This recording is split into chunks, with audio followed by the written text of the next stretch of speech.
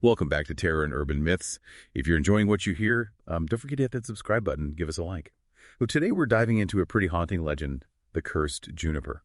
We're going to explore all the chilling twists and turns that make this story so unsettling. And maybe, just maybe, uncover some deeper meanings hidden in all that darkness. It's really intriguing how the Cursed Juniper, right, it takes this familiar framework of the juniper tree, but it just infuses it with this chilling, almost sinister energy. It's like it subverts the traditional themes and it forces us to look at, that darker side of these seemingly simple narratives. Yeah, the traditional juniper tree often evokes this sense of sadness and loss, focusing on the grieving father. But the Cursed Juniper kind of shifts the focus to the vengeful spirit of the first wife. And the tree becomes like a vessel for her rage. This shift is crucial. The juniper tree, instead of being, born from a father's tears, it's rooted in this potent negative energy, almost as if the first wife's betrayal and jealousy have poisoned the very essence of the tree, causing it to bear, poisonous berries instead of nourishing fruit. This imagery immediately sets a very different tone for the story. And then there's the stepmother. She isn't just cruel. She's depicted as a witch who's drawn to the tree's dark power and actively seeking to exploit it.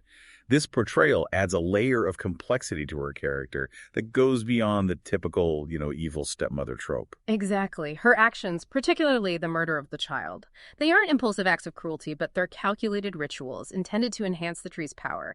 This deliberate manipulation of the supernatural for personal gain really raises questions about the nature of evil and the lengths to which people will go to achieve their desires. We even see her using a cauldron to manipulate the child's remains, turning something horrific into a source of power. That's a chilling detail. That really emphasizes the story's exploration of darkness. And what about the sister, Marlenita? In many fairy tales, the sister is portrayed as innocent. But here, her role is much more ambiguous. Yeah.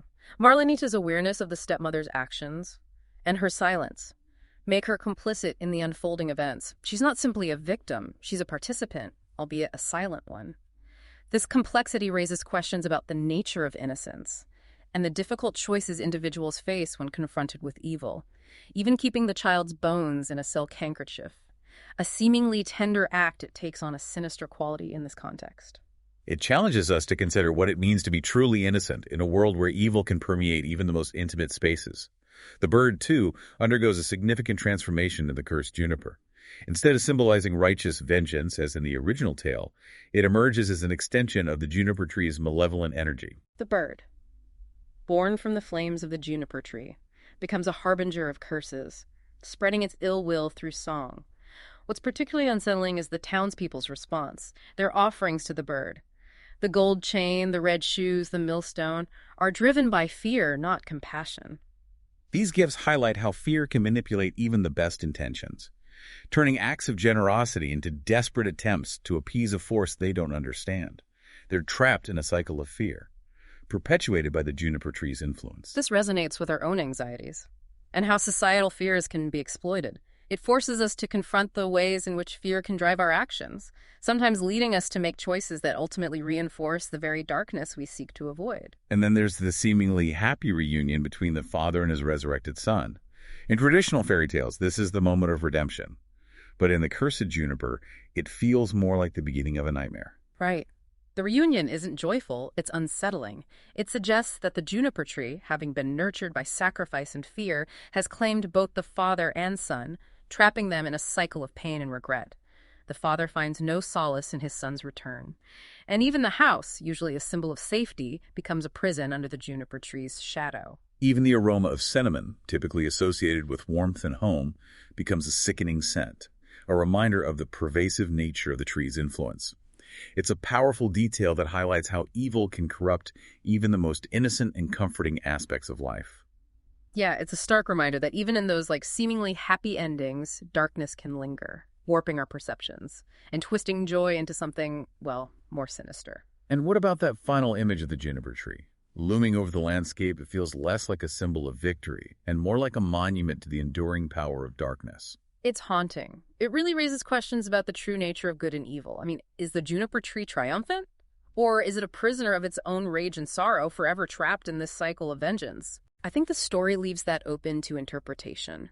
You know what resonates with me. It's the idea that even in victory, there can be a profound sense of loss. The juniper tree may have achieved its vengeance, but at what cost? It's a cautionary tale about the destructive nature of unchecked anger and the ways in which our choices can have unforeseen, far-reaching consequences. It's a reminder that the line between victim and perpetrator can be blurry, and that seeking retribution can sometimes lead to, well, deeper, more profound suffering. The story's exploration of these complex themes makes The Cursed Juniper more than just a chilling tale. It becomes a reflection of our own fears and anxieties, our struggles with morality, and the choices we make when confronted with darkness. Absolutely. The Cursed Juniper taps into those primal fears, of the unknown, of the forces that lie beyond our control. It also reflects anxieties about the fragility of family bonds and the ways in which betrayal and violence can shatter the illusion of safety and security. The story's enduring appeal lies in its ability to resonate with these universal human experiences.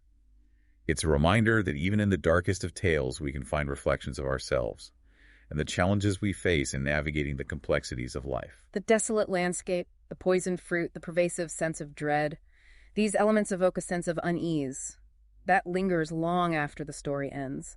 They tap into a primal fear of isolation and the vulnerability we experience when faced with forces that seem beyond our comprehension. And the subversion of traditional fairy tale tropes, like the innocent child and the loving father, further contribute to the story's unsettling nature. It forces us to question our assumptions about good and evil, and to confront the possibility that darkness can lurk even in the most unexpected places. The story's power lies not only in its ability to frighten, but also to make us think, to question our own beliefs and assumptions about the world. What makes The Cursed Juniper so compelling is that it doesn't offer easy answers. It leaves us grappling with uncomfortable truths about human nature and the enduring power of darkness. It's a story that stays with you, prompting reflection, and perhaps even a sense of unease, long after you've finished reading or listening to it. The ambiguity of the ending, the lack of a clear resolution, only adds to its power, inviting us to contemplate the story's implications and draw our own conclusions about the nature of good and evil, vengeance, and the possibility of redemption. The Cursed Juniper serves as a reminder that the boundaries between darkness and light, good and evil, are often blurred. It challenges us to confront the uncomfortable truth about ourselves and the world we inhabit, forcing us to acknowledge that even in the pursuit of justice, we may inadvertently perpetuate the very cycles of violence and suffering we seek to escape. It encourages us to examine our own motivations, to be mindful of the choices we make, and the potential consequences, even when driven by the best of intentions. What makes The Cursed Juniper such a powerful and enduring tale is its ability to tap into our deepest fears and anxieties. It serves as a reminder that even in a world that often seems chaotic and unpredictable, there is a profound beauty in confronting darkness and seeking meaning amidst the shadows. The story reminds us that the power of storytelling lies not only in entertainment, but also in its ability to provoke thought, to challenge our assumptions, and to illuminate the complexities of the human experience. It encourages us to look beyond the surface, to delve into the hidden depths of our own hearts and the world around us, and to find meaning in the midst of darkness.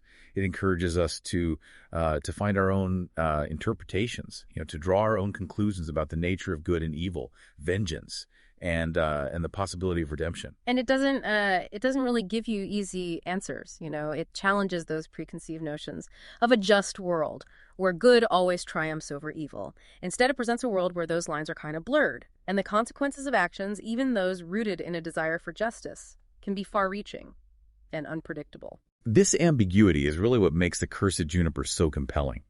It doesn't shy away from the darkness inherent in human nature. It forces us to confront those uncomfortable truths about ourselves and the society we live in. It's a story that transcends time and culture. The anxieties and fears it explores are as relevant today as they were centuries ago.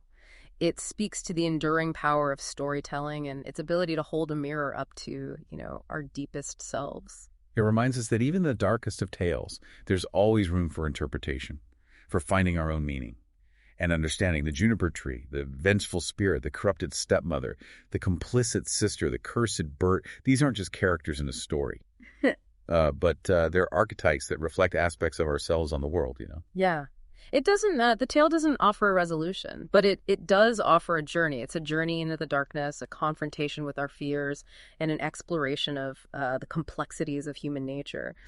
And that brings us to the end of our exploration of the Cursed Juniper. Thank you for joining us on this journey into the shadows. We hope you found it as thought-provoking as we did. And don't forget to subscribe to our channel and give us a like if you enjoyed this episode. As you go about your day, consider this. What darkness lurks within the stories we tell ourselves? And how can confronting those shadows lead us to a deeper understanding of ourselves and the world around us? Until next time, keep exploring the terror and urban myths that shape our understanding of the human experience.